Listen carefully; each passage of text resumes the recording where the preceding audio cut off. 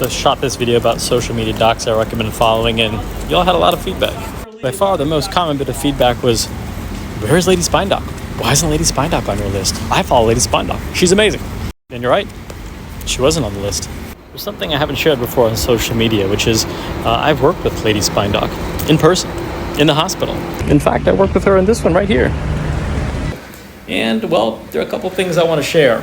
Gather around. It's story time.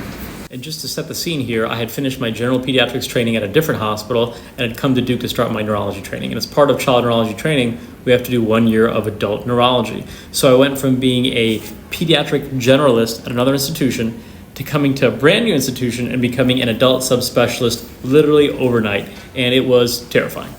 I was working 30-hour shifts every 4 days, taking care of very sick patients, and quite frankly, I was exhausted.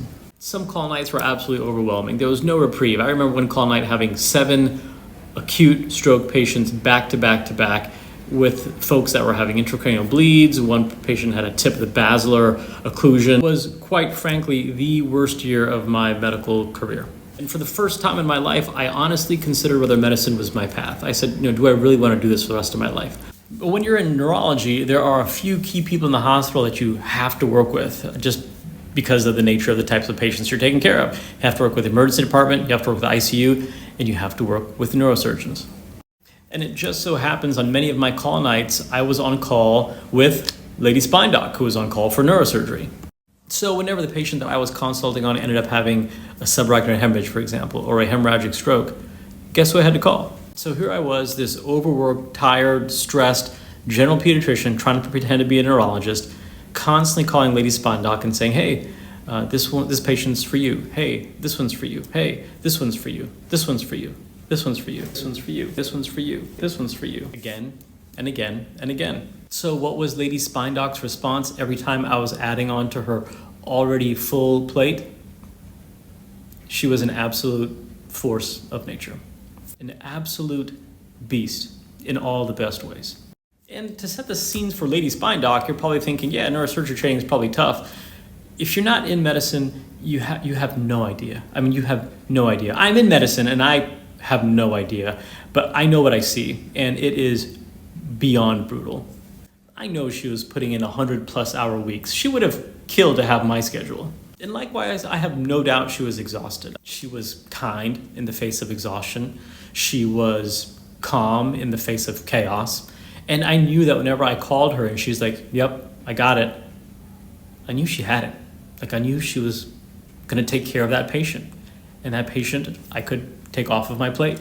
And yeah, I mean, I get it. You don't need me to sit here and tell you she's a badass. She requires zero validation. What she does speaks for itself. But you also have to know social media and reality are two completely different things.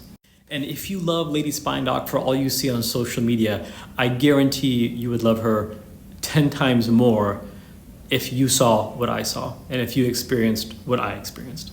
And it's funny because I've always wanted to thank her for what she did for me that year. Literally kept me afloat, and I never had a chance to thank her. So you can imagine my surprise when I'm scrolling through my social media feed and this neurosurgeon pops up and I'm like, wait a minute, is that is? Maybe this message will get to her. Internets, please do your thing. And no, she was not on my list in that video, but that's because I knew this video was coming. I intended to make a thank you LadySpineDoc video. And as you start this new academic year, maybe you're new to the hospital, you're new to school, you're new to a career, I pray that if you're ever in the situation I was in that year, life gives you a LadySpineDoc. And for all of you that might be in a position to help support others that are still learning, getting their feet wet, I hope you will take her example. Also, take some time to say thanks in your life. People don't hear it nearly often enough, even though they really deserve it. And, well, you may miss your chance. So, to LadySpineDoc, Betsy, I hope you get this message. It's 15 years too late. You've likely forgotten about me and the work we did together, but I will never forget about you. Thank you for keeping me afloat that year when I really needed it. And this one's for you.